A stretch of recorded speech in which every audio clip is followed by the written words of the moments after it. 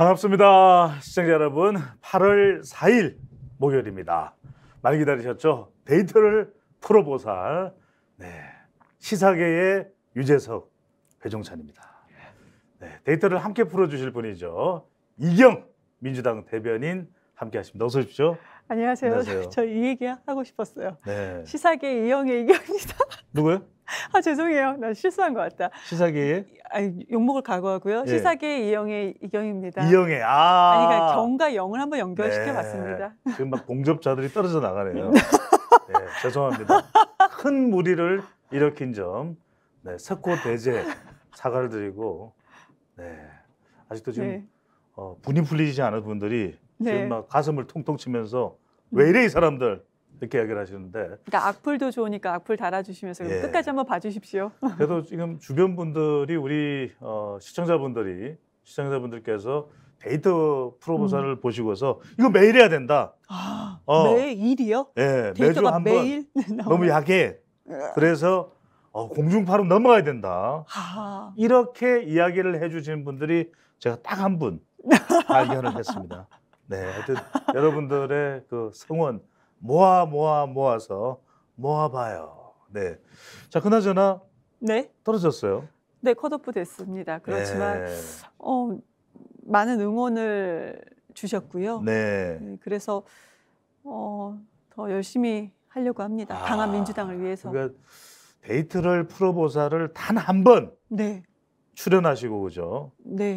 그리고 나갔는데 한 3회 정도 출연하고 나갔으면은 더 나았을 텐데요. 한 달만. 한 달이요? 출연 한 달이어도 4주죠. 아쉽네요. 물을 좀. 물 드시고요. 아니, 제가 컷오프 된 게 이렇게 마음이 아프세요? 막 목이 메일 정도로 말씀을 못 하시네요. 목이 메이네요. 말 좀 하세요. 말하겠습니다.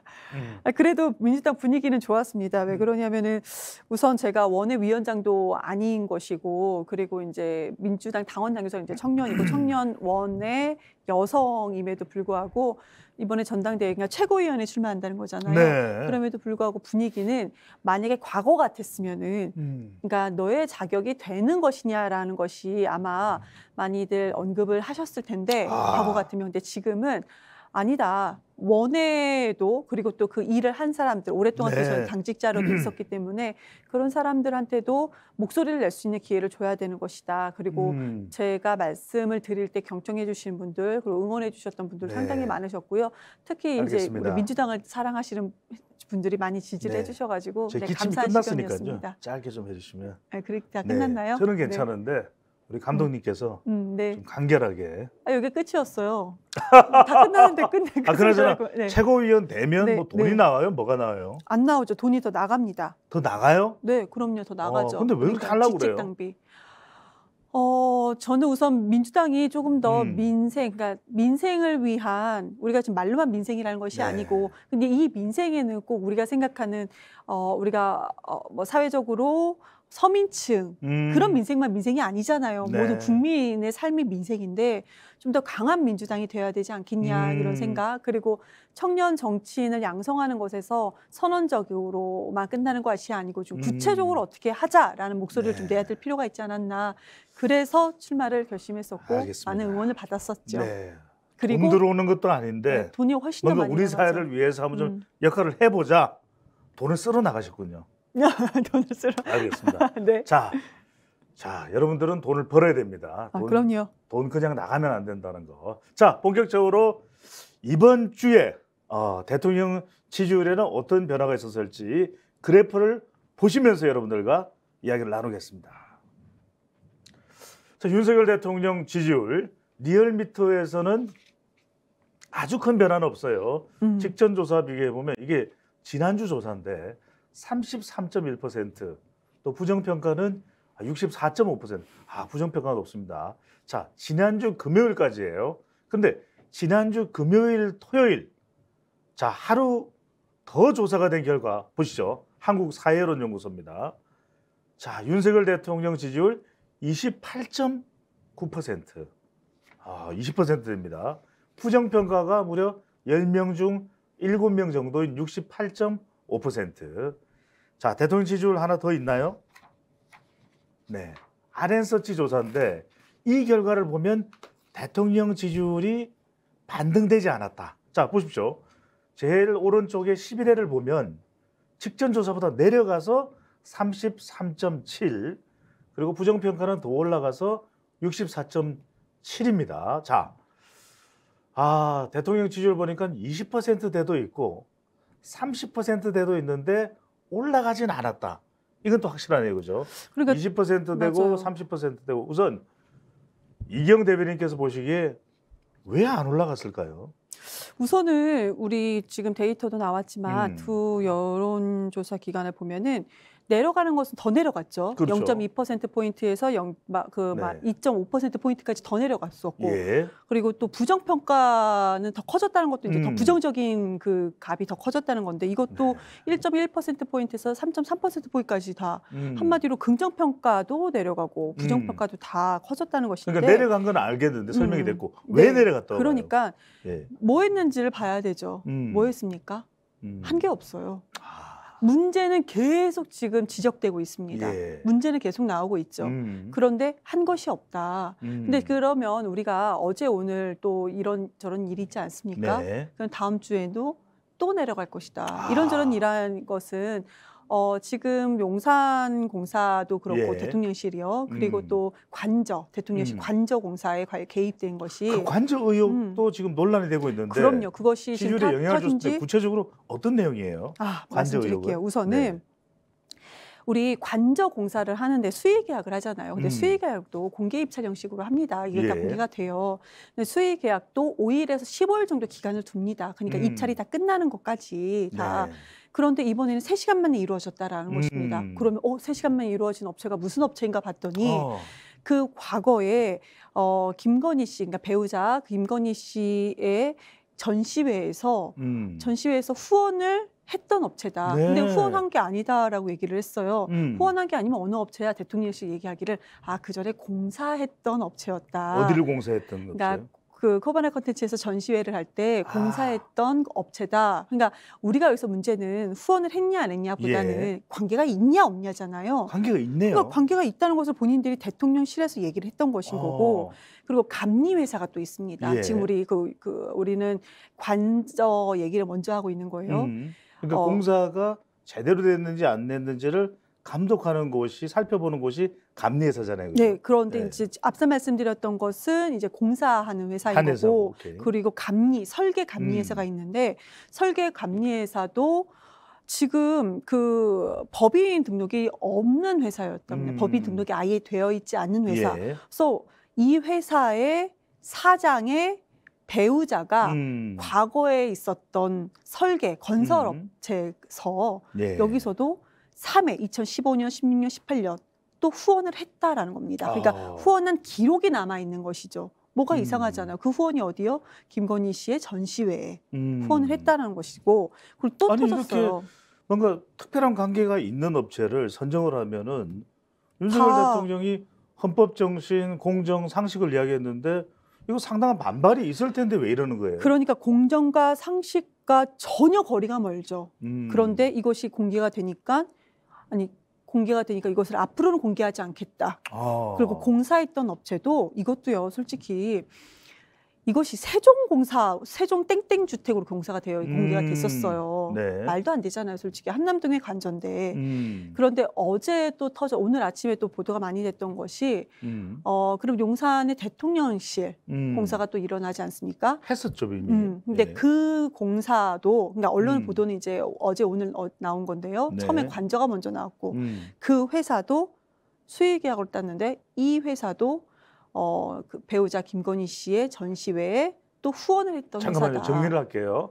그러니까 대통령실에 공사를 했던 업체, 그리고 관저에 공사를 하고 있는 업체가 다르긴 다르다 이거죠. 다르다. 네, 다 다르죠. 그런데 두 업체 모두 코바나 컨텐츠, 이 김건희 여사가 소유했던 회사와 전시회든 뭐든 관련이 있다 이 말씀이잖아요. 그렇죠. 그러니까 관저를 공사한 업체는 지금 언론상에는 2016년도, 18년도 2회에 그 후원을 한 거고 네. 대통령실 공사한 회사는 음. 그것도 이제 3회 후원을 한 건데 네. 이것이 전부 다 수의 계약으로 됐다는 거. 그리고 관저를 공사했던 회사의 배우자가 전 회사 단일 건설업체도 또 3회 후원을 또 한 회사다. 이런 것입니다. 네. 그런데 이 수의 계약이 그럼 문재인 정부는 이런 얘기를 했죠. 문재인 정부도 수의 계약 다 공개 안 했어. 이렇게 얘기하고 있는데 이걸 또 언론에서 다 또 하나씩 따져봤습니다. 네. 문재인 정부 때는 수의 계약한 거, 공사 금액, 공사 용도, 공사 업체 이런 것을 다 공개를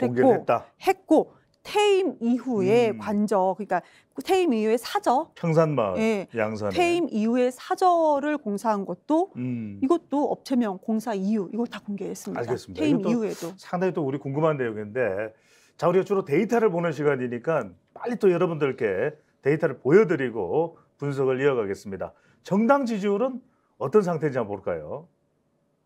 자, 리얼미터 조사 결과를 봤더니, 자, 국민의힘이 집권 여당이고 지방선거 압승을 했잖아요, 그죠? 네. 그런데 오히려 지지율이 더 내려갔습니다. 38.4%.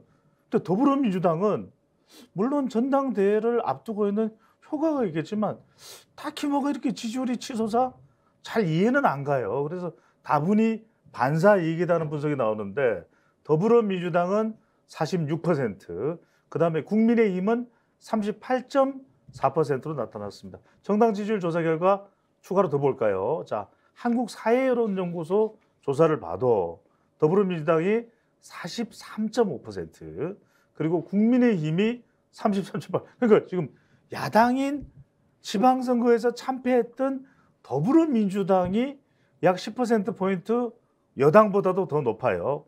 자, 넘어갑니다. 이번에는 RN서치 조사를 보니까 이 조사는 좀 비슷합니다. 37.8 국민의힘, 더불어민주당 35.1. 자, 대체로 정당 지지율을 보니까 더불어민주당이 높거나 국민의힘과 더불어민주당이 비슷한 정도가 나왔습니다. 첫 번째 우리 이영 대변인께, 자, 이영애 시사계 이영애. 아, 미치겠다. 네, 자, 두 번 다시 그런 말씀 안 하실 거죠? 네, 안 해야 된다고 생각해요. 농담이고. 우선 궁금한 거.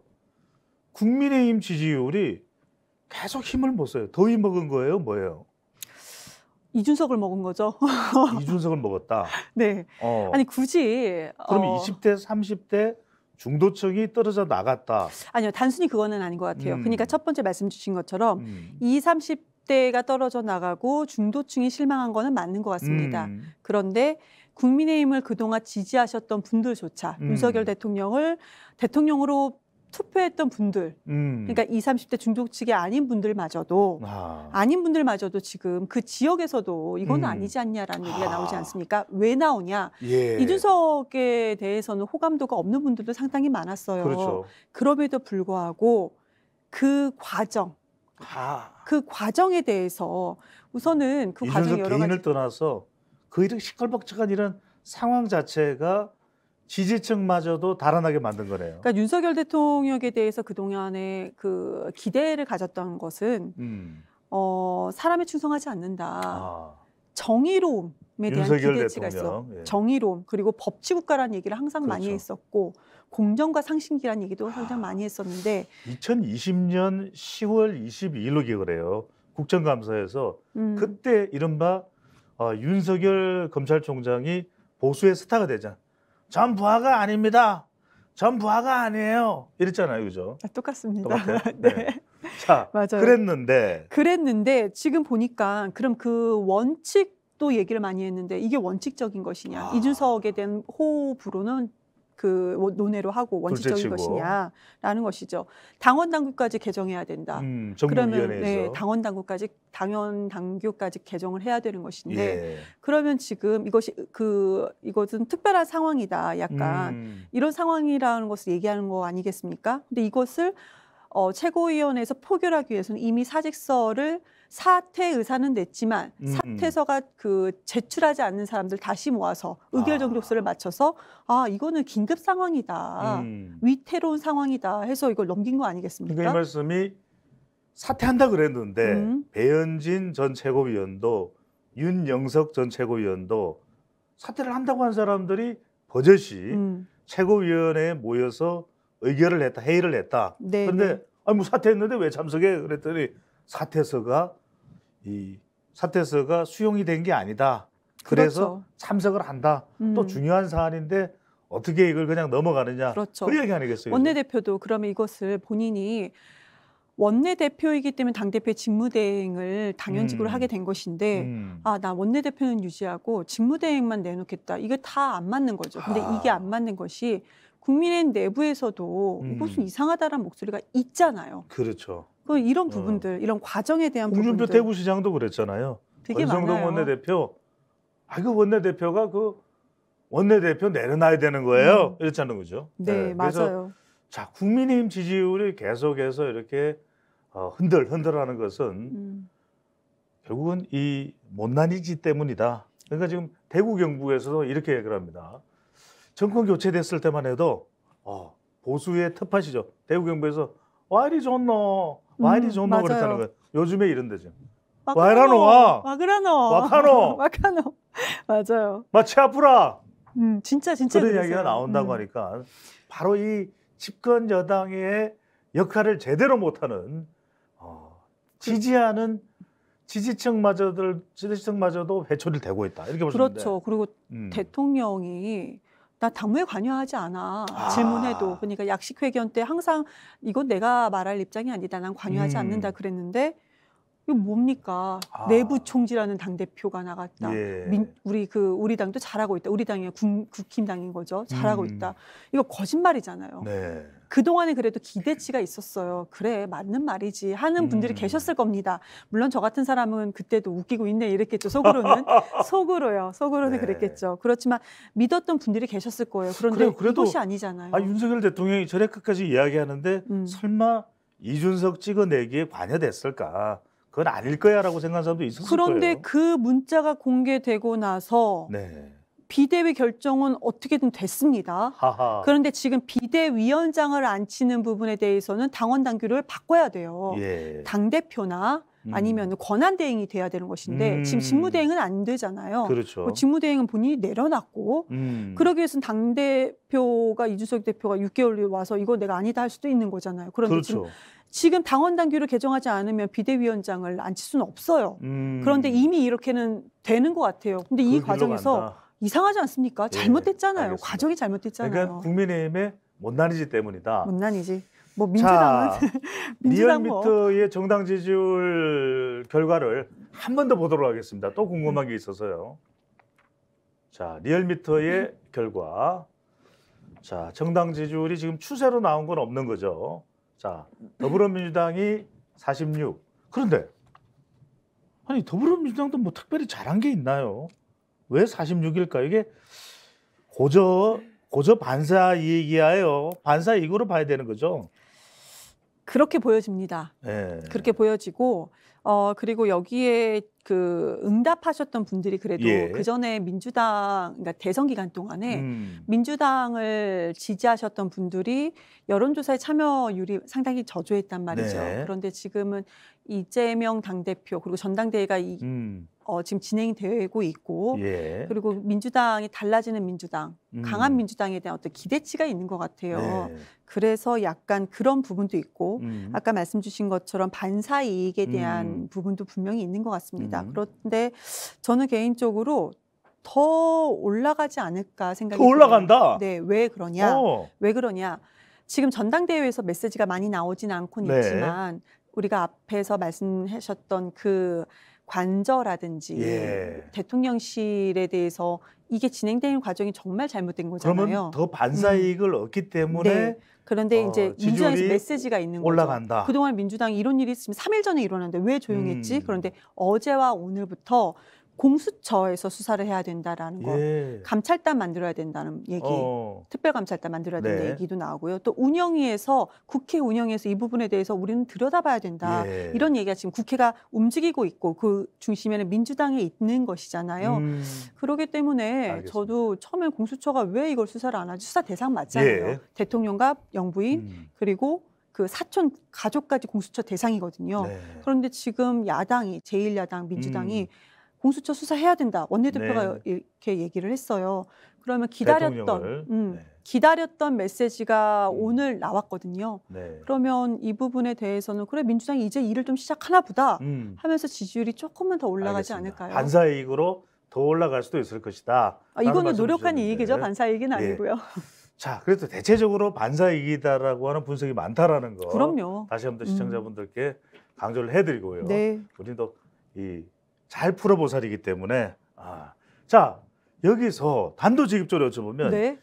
이재명 의원이 만약입니다. 이거 뭐 확정을 할 수가 없으니까 당 대표가 된다면 더불어민주당의 지지율은 더 올라갈 것이다, 아니다. 이재명 리스크로 오히려 보수 진영이 결집하면서 내려갈 것이다. 이건 어떻게 예상을 하세요? 자, 풀어보살, 데이터로 예측해보살. 저는 올라간다. 올라간다. 네. 왜 그러냐? 이재명 의원이 잘하지 않으면은 그냥 관리형으로만 있으면은 본인이 다음이 없습니다. 알겠습니다. 네. 자, 이거 워낙 우리가 많이 들어봤던 내용이니까 네, 올라간다. 저는 내려갈 것 같아요. 그래서 자, 이영 대변인은 더불어민주당 지지율이 올라간다. 올라간다. 저는 내려갈 것 같다. 자, 데이터를 30년간 연구한 배종찬 소장이 맞을까? 네, 자칭 시사계 이영 대변인의 말이 맞을까? 여러분들 자칭 되게 강조하시네요. 9월 첫째 주 조사를 보시고 우리 방송 프로그램 9월 첫째 주요? 네. 근데 이게요. 내려갔다 올라갔다는 하겠죠. 근데 전체적인 곡선은 자, 올라간다. 다음 그래프를 보도록 하겠습니다. 자, 그래서 대통령 지지율과 국민의힘 지지율 쪽에 좀 초점을 맞출 수밖에 없는데 이러다 보니까 대통령 지지율이 내려가는 거 니, 경, 오 때문이다. 니, 이준석, 경, 경찰국, 오, 만 5세 취약 연령. 먼저 자, 이상민 행정안전부 장관의 경찰대 발언 그래프 한번 보겠습니다. 자, 경찰국 여론 행안부 장관 경찰대 개혁 관련 발언 찬반적. 그러니까 이 경찰대가 정말 경찰 권력이 집중돼 있다.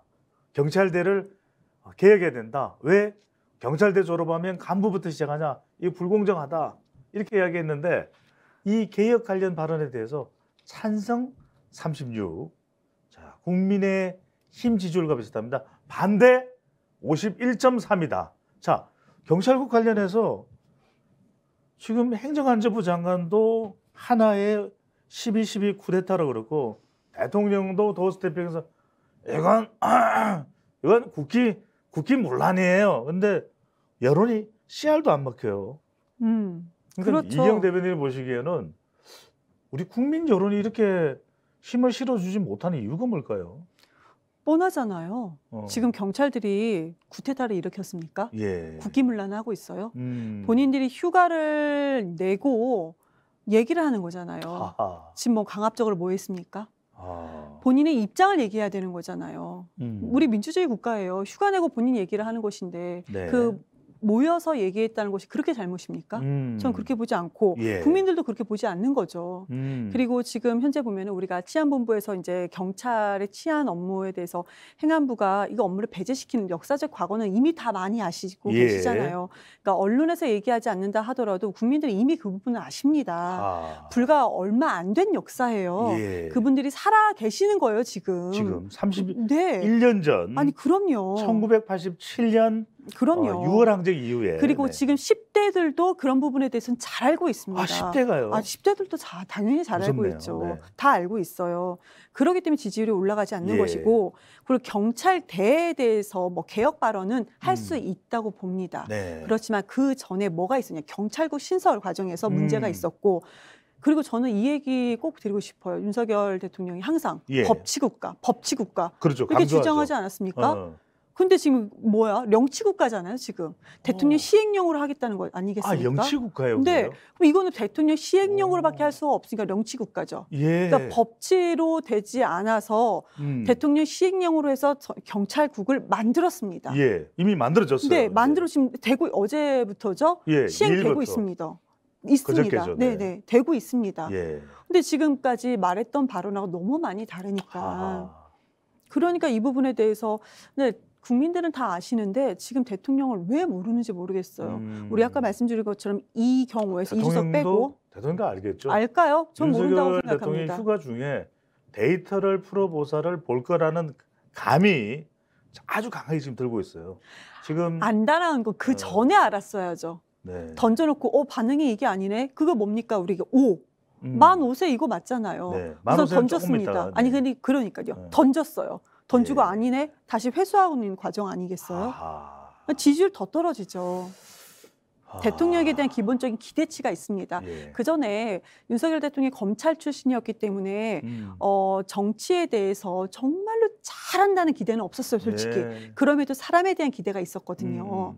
그런데 지금 그것도 아니고 그래도 이게 정치에 대한 정책, 국정 철학이 아무리 없어도 어느 네. 정도는 해야 되는데 너무 실망을 많이 하시는 상황이 나오잖아요. 알겠습니다. 자, 지금 하여튼 이 이슈가 경찰국 설치가 됐어요. 네. 그렇다면 이게 뭐 계속 갈 것 같아요. 경찰국 설치 이슈가.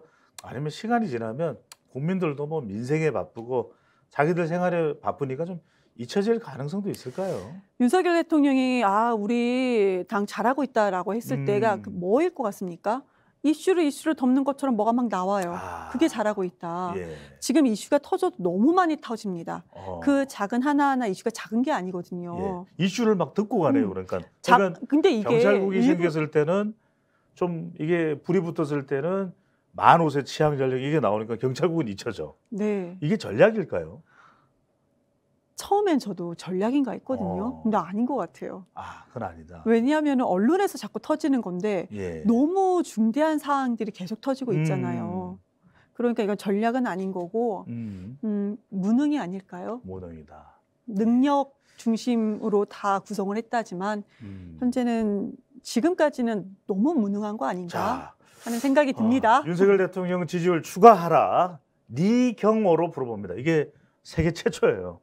많은 근데 분들이 리경호에 대해서 아니 어디 북한 분이신가 궁금했는데 두원법칙에 의해서 리경호로 자 경찰국 설명했고요. 그 다음에 이준석으로 갑니다. 이준석 국민의힘 지도체제 개편 여론조사입니다. 자 이것이 내용을 보면 우리 스태프분들이 그래프를 잘 그렸어요. 너무 예뻐, 아름다워. 국민의힘 진로를 보면 전체 응답자도 조기 전당대회를 치러야 한다. 국민의힘 지지층들도 조기 전당대회를 치러야 된다. 자 이렇게 답은 이미 나왔어요, 그죠? 조기 전당대회 어차피 비대위는 계속 영구적으로 갈 수는 없는 거니까. 그러면 결국 조기 전당대회로 가는 거였다면 지금 이준석 대표는 묻히느냐? 근데 이준석 대표가 양두구역 이야기했다가 이제 개머리를 걸고 개고기를 파는 후두구역으로 거의 정면 대결하고 있거든요. 이른바 따구왕 리양회의 뭔지 아세요? 따구왕 리양회의 이게 도광량에 자기의 몸을 숨겨서 은밀하게 대응을 한다. 이걸 해야 이준석 대표가 살아남는다 그랬는데 그게 아니라 지금 정면 반박을 하고 있어요. 정면 반발을 하고 있는데 이경 대변인이 보시기에 이게 뭐 비대위 가고 전당대회 가고 하면 이게 문제가 해결됩니까? 사태 수습입니까? 아니면 이준석 대표 관련해서는 더 불거져서 지금 이준석 대표를 때리면 때릴수록 몸집이 커진대요. 근데 지금 우리 방송 보시는 분들이 배 소장은 몇 대를 맞았어? 왜 이렇게 몸집이 커졌어? 이러는데 저는 그게 아니고요. 그냥 아무 짓도 안 했는데 밥이 피자가 샌드위치가 저를 때려가지고 이렇게 됐는데 자 어떻게 보십니까? 이게 물론 뭐 소속 정당은 다르지만 자 이준석 대표와 관련된 이 혼란 미스터리 이제는 미스터리가 됐어요. 이름도 미스터리, 상황도 미스터리 어떻게 됩니까? 우선은 그 국민의힘의 당원 당규상에 당대표 연임 제한 규정이 없습니다. 연임이 가능해요. 그리고 여론조사에서도 오늘 우리가 여기서는 얘기하지 않겠지만 그러니까 이준석이 당대표의 그래도 지지율 1등입니다. 아직도. 다시 당대표가 된다면. 그런데 조기 전당대회를 하면은 당원권 정지 6개월이 걸려있기 때문에 이거는 어려울 것 같아요. 이준석은. 이준석 기간을 기다려주지는 않을 것 같습니다. 예. 이것은 어렵다. 그 이준석을 쳐내기로 이제는 작정이 된 거고. 근데 국민의힘 지지율이었잖아요. 국민의힘을 지지하시는 분들은 조기 전당대회를 얘기한다는 것은 예. 그분들에게는 이준석이 중심이 아니죠. 지금 그러니까 지금 집권 여당이잖아요. 집권 여당이 중심이죠. 네. 그럼 집권 여당이 비대위로 계속 간다? 선거에서 승리하고. 그러니까요. 아니 대통령이 나왔는데 비대위로 간다? 이해가 안 돼. 이해가 안 되잖아요. 안 되잖아요. 근데 그러니까요. 지금 되게 정말 이해가 안 되는 것은 비정상적이에요. 정말 비정상적인 것은 우리 원내에 있는 제3당이 전부 다 비대위입니다. 이거 정말 더불어민주당, 전부 다요. 국민의힘, 정의당 다 비대위예요. 다 비대위. 이거 이해할 수 없는 상황이 지금 우리 정치 역사에서 이런 일이 없었습니다. 이게 뭡니? 이게 뭡니 벌어지고 있는 겁니다. 아. 네.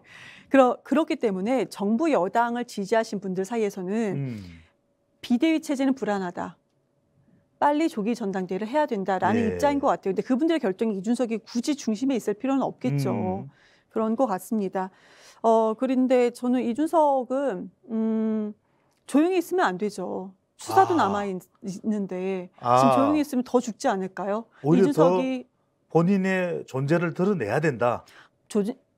이준석이 살아있다. 이준석을 지지를 받기 위해서는 목소리를 계속 내야 됩니다. 예. 왜 그러니까 정치인들은 악플도 없는 것보다 악플이 있는 게 낫다라고 하잖아요. 악플을 보내주세요 그랬잖아요. 아니 이거는 지금 우리 천지야 지금 악플 천지 됐어.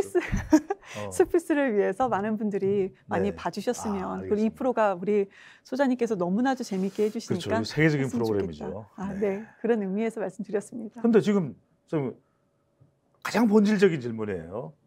아니 지금 비대위로 변신을 하고 또 조기 전당대회로 또 갈아타고 근데 지금 이경 대변인이 보기에 데이터로 풀어보자. 이 데이터를 봤어요. 네. 자 근데 조기 전당대회 그래프 한번 더 보여주세요. 이게 압도적이지가 않아. 그러니까 이 조사 결과를 보더라도 조기 전대를 치러야 된다가 국민의힘 지청에서도 37밖에 안 돼. 뭔가 찜찜한 거야. 그죠? 이 데이터가 왜 그러냐면 정말 정치판을 잘 이해하시는 분들이라면 결국 비대위라는 건 중간 과정이잖아요. 그렇죠. 그러면 조기 전당대회로 가서 누군가가 이준석 대표 문제도 해결하면서 당을 쫙 이제 꽉 장악을 해서 지지층도 결집시키고 당의 내분도 수습하면서 윤석열 대통령 엉덩이를 착착착착 쳐주면서 올라갈 수 있도록 만들어줘야 되는데 네. 그럴 만한 사람이 없기 때문에 강력한 의견이 아니야. 그러니까 우리가 뭔가 묘할 때, 애매모호할 때, 자 그래프를 보게 되면은 비대위로 가야 된다는 국민의힘 지지층도 의견이 있거든요. 그러면 비대위원장이 누가 될지, 비대위원이 누가 될지도 모른단 말이에요. 심지어는 직무대행 체제를 유지해야 되는 사람도 맞아요. 17%야. 권성동의 이제 날개 쭉지는 다 떨어졌는데, 그죠? 공무원 시험 합격은 권성동에서 지도부 해체는 권성동 이렇게 돼버린 거 아니에요? 박사학위는 국민인데. 박사학위는 국민인데 그건 뭐예요? 그것도 있어요. 같이 박사학위는 국민인데. 김건희 여사. 네네. 박사학위 하셨어요? 저는 아직이요. 네, 같이 국민대로 가죠. 국민과 함께. 저는 국민대로. 박사학위는 따른데 할게요. 다른 데에서 하시겠어요? 네. 알겠습니다. 그래서 자, 이 조사 결과를 보면은 이 조사 결과에서 읽을 수 있는 메시지는 이준석 대표 불씨가 해소되지 않았다예요.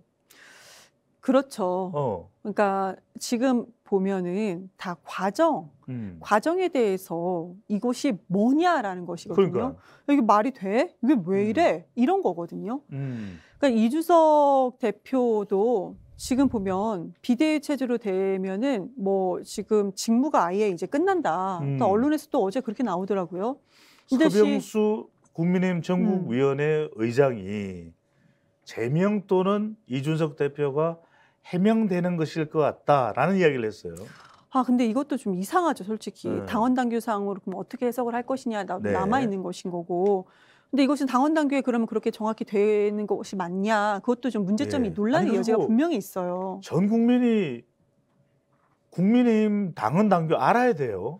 전 좀 국민이. 어렵죠. 저는 요즘에 어제도 방송에서 이런 걸 다뤘는데 민주당 당원 당규보다 국민의힘 당원 당규를 더 열심히 공부했던 예. 한 주인 것 같아요. 아니 이게 참 국민들로서는 그러니까 지금 계속 이경 대변인께 여쭤보는 게 이거 해결되는 거냐? 집권 여당인데 도대체 언제 수습돼?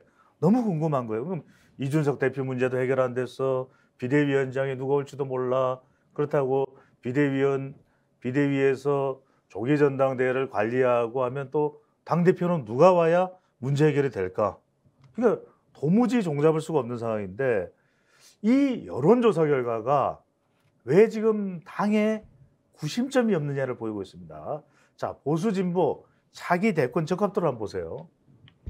여러분들이 이 결과를 보시면은 상당히 흥미로운 게 지금 당으로 와서 당의 질서를 잡아줄 수도 없는 한동훈, 그 한동훈입니다. 그 한동훈 법무부 장관이 수치상으로 놓고 봤을 때 뭐 큰 차이는 아니지만 1위야. 13%예요. 근데 홍준표가 대구시장입니다. 당에 있지도 않아. 법무부 장관 정치도 하지 않는 한동훈 장관이 12, 홍준표가 12, 오세훈이 11, 서울시장. 지금 당에 있는 사람이 아무도 없어요. 10%가 유승민 전 의원, 전 경기지사 경선 후보였는데 10%. 그런데 불씨가 꺼지지 않은 이준석. 그러니까 지금 당에 있는 사람은 잘 봐요. 당에 있는 사람 보시면 안철수밖에 없어. 그렇잖아요. 근데 6%야. 보수형 응답자 중에서도 8%. 그다음이 원희룡이야. 국토교통부 장관이야. 네. 아니 당에 있는 사람은 안철수밖에 없는데 간철수라고 이야기하나? 요즘 뭐 간장 이야기를 그래서 이준석 대표가 엄청 많이 해. 간장에 간은 안철수, 장은 장제원이겠죠. 자, 이 결과가 시사하는 바가 굉장히 큽니다. 지금 아니 그러면 당 대표를 지금 안철수 의원이 당 대표가 된다 하더라도 지지율이 6%밖에 안 되는데 나머지 사람들은 다 당 사실상 바깥에 있는 사람인데 광역단체장이고 지금 비대위원장이 누가 되더라도 당 대표가 누가 되면 달라질 수 있을까? 누가 되는 게 나아요? 이경 빼고. 우선, 네, 뭐 저는 저 빼고 우선은 제가 뭐가 낫다라는 것보다도 제가 취재에 의해서 그쪽 상황을 들어보면 물론 뭐 아시는 분들 많이 아실 테지만 비대위는 관리형 비대위원장이 아마 할 겁니다. 관리형 그럼 뭐를 관리할 것이냐? 대통령의 의중이죠. 대통령의 의중이 잘 하달되게끔 관리할 수 있는 사람 누군가는 있을 겁니다. 그러니까 네. 대통령의 의중대로 줍줍할 수 있는 사람. 보세요. 내부 총질 그 문자로 갑자기 비대위가 구성된 걸로 결론이 났잖아요. 내부 총질이네요. 네, 결론 났잖아요. 윤석열 대통령은 군대를 안 갔다 왔는데 내부 총질. 저는 군대 갔다 왔죠. 그분 안경도 안 쓰시는 분이 부동시 때문에 못 병역 갔지. 만기제대. 어떻게 생각해요? 병역 만기제대. 멋지십니다. 통치 좋아. 네, 멋지세요. 네, 멋지십니다. 네. 우선은 그러면 조기 전당대회가 이루어져도 이 전당대회 당대표가 공천권을 가진다고 그럽니다. 그럼 공천권이라는 것은 대통령의 의중이 지금 전혀 없는 공천권이에요. 지금 돌아가는 거 보면은 대통령의 지지율이 너무 낮아도 대통령의 말 한마디에 대해서 당이 움직이고 있어요. 무슨 하수인처럼 움직이고 있어요. 저는 그렇게까지 보여집니다. 그럼 우리가 지금 저기에는 나오지 않았지만 장제원이 있습니다. 정말 실세 중에 실세라고 합니다. 자, 우리가 이런 데이터를 보면 이 조사 결과에는 윤핵관이야 하는 사람은 없어요. 그럼요. 뭐 따지고 보면은 이제 한동훈 장관이 워낙 윤석열 대통령과 가깝긴 하지만 당에서 정치인으로서 활약을 하고 있는 것은 아니기 때문에 자, 그래서 사람이 없어. 그런데 대통령의 의중을 딱 반영해서 문자로 체리 엄지척 받을 수 있는 사람이라 해야 될 거 아니에요. 그냥 오케이는 안 돼. 그러니까 뭐 그저 그러면은 윤석열 대통령은 OK를 보낸다 그래요. 동그라미 K. 근데 정말 좀 잘하면 엄지척. 지금 비대위원장으로 엄지척 받을 사람 김종인 박사는 어때요? 김종인 박사 안 오죠. 오겠습니까? 안 온다. 말씀드린 것이 관리형이에요. 아, 그냥 분석해 볼 때. 말하는 대로 따라서 이것을 조기 전당대회에 정말로 장제원 같은 사람, 장제원이거나 장제원 같은 사람이 당대표가 되게끔 관리해주는 역할을 하는 것이 지금 비대위원장의 역할인데 김종인이 오겠습니까? 아. 그리고 지금 이준석을 이런 과정에서 국민들이 다 비판하고 국민의힘 내부에서도 비판하게끔 이준석을 완전히 팽시킨 가운데 본인이 그 자리에 갈 거라고 생각하세요? 아니 근데 데이터로 봤을 때는 그렇게 예상을 하실 수가 없는데 장제원 의원이 김종인 박사를 최근에 만났단 말이에요. 왜 만난 거예요? 본인은 그렇게 지금 장제원 의원 입장에서는 예. 김종인 전 위원장이 가장 적합한 인물이라고 보겠죠. 근데 김종인 위원장이 우리가 하면 항상 그립감이 강하다라고 하지 않았습니까? 예. 근데 그 전에 그립감을 펼쳐보지도 못하고 거의 쫓겨나다시피 갔어요. 윤석열 대통령이 이제 후보가 되면서 이제 그런 과정이 있었죠. 예. 근데 지금 다시 오겠습니까? 저는 김종인 박사가 만약에 간다라고 한다는 것은 이해가 전혀 안 됩니다. 네. 상상할 수가 없는 거죠. 저는 예. 안 간다에 99%를 걸겠습니다. 안 간다. 안 가죠. 그러면 김종인은 아니다. 그럼 누구? 네. 가장 말 잘 듣는 사람 중에 되겠죠. 그 안에서. 뭐 저는 굳이 고른다면 한 사람을. 안철수요? 아니 굳이 한 사람을 고른다면 비대위원장. 아니 그러니까요. 비대위원장이에요. 안철수는 안 하겠죠. 당권을 잡겠죠. 당권을 잡을 수 있을까요? 잡을 수 없다. 장제원이 안철수에게 그러면 우리 공천권 이렇게 잘 나눠 갖자 하면서 당권을 줄까요? 친하잖아요, 두 사람이. 그래서 저는 글쎄요. 지금 분위기를 좀 봐야 될 것 같아요. 지금 왜 여론조사에 잡히지 않았는가. 장제원이 몸을 숨기고 있거든요. 칼을 갈고 있을 거예요. 몸을 숨기고 있죠. 그러니까 잡히지는 않을 거예요. 지금. 예. 그런데 저는 권력이라는 것은요. 이것이 나눌 수는 없다고 봅니다. 지금까지 봤을 때 아시잖아요. 권력은 안 나눠진다. 알겠습니다. 네. 그런데 또 저는 한동훈 얘기도 좀 해야 될 것 같아요. 한동훈이 지금 지지율 1위죠. 네. 국민들이 봤을 때는 지금 지지율 1위인데 윤석열 대통령이 이것을 좋게 볼까요? 정말 눈에 가시로 지지율이 오르면 올수록 눈에 가시로 보일 겁니다. 네. 자, 조금 이 촉이 지금 당이 떨어진 건 아니죠?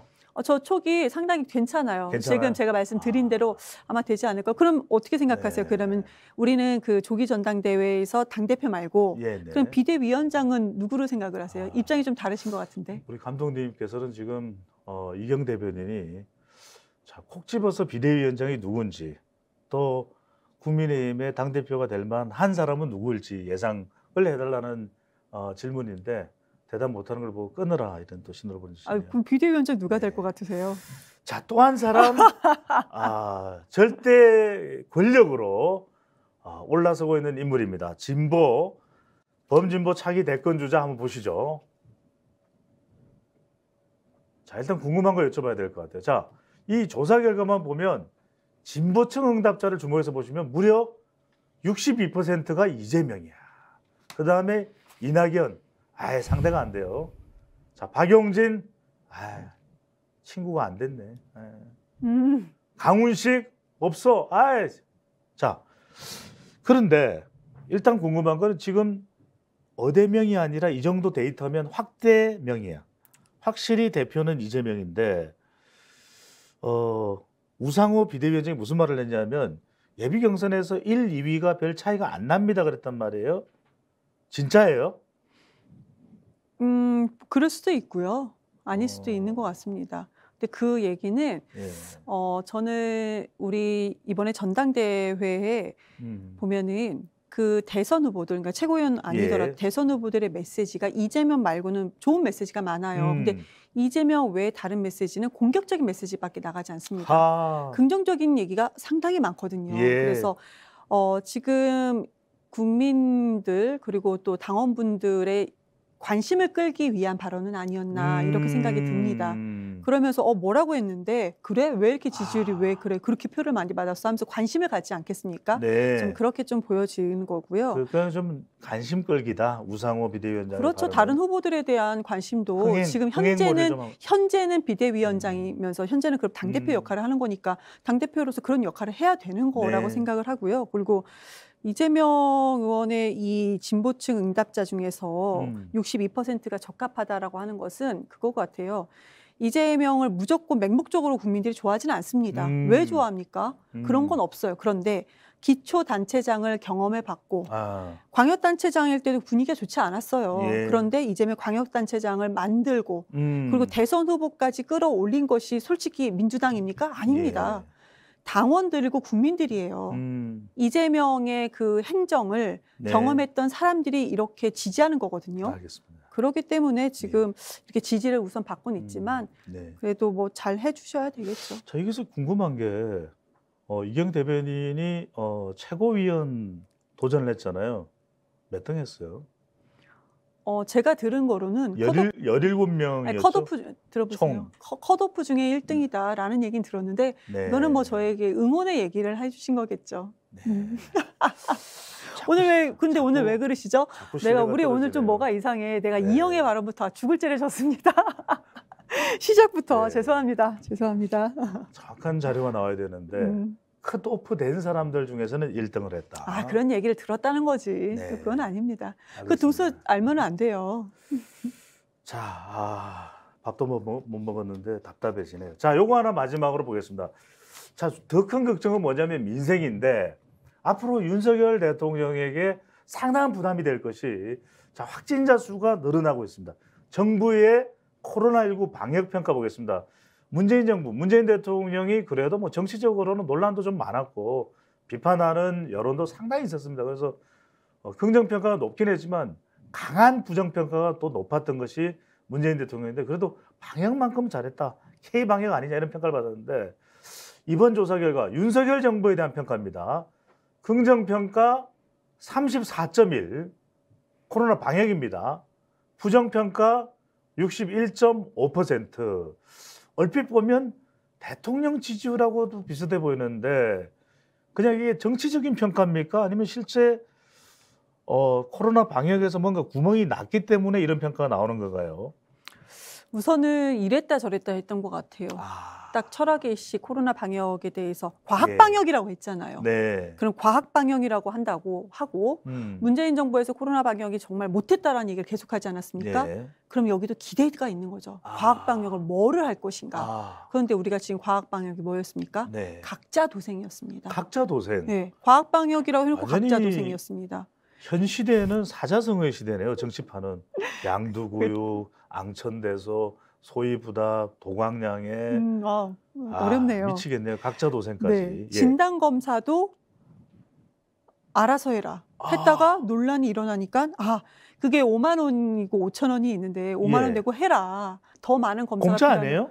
그런데 지금 다시 5천 원으로 내려갔는데 문재인 정부 때는 공짜였었잖아요. 그런데 중간에는 60세 이상 어르신들까지도 요즘 60세 이상 어르신들 싫어한다고 하시던데 아무튼 이런 식으로 됐단 말이죠. 왔다 갔다.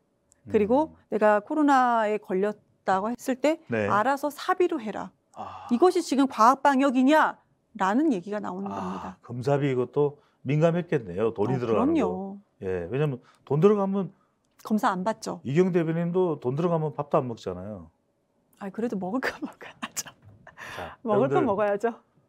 돈 들어가더라도 밥은 먹어야 됩니다. 제때 밥은 꼭 먹어야 된다는 걸 여러분들 데이터이든 데이터 아니든 보살 꼭 식사는 해주시면 좋을 것 같고 오늘 정말 격정적인 방송이었습니다. 이경 대변인과 함께 민심을 대변해주는 이경 대변인과 함께 오늘 데이터로 한 주 동안 있었던 각가지 데이터 조목조목 풀어보니까 재밌잖아요, 그죠?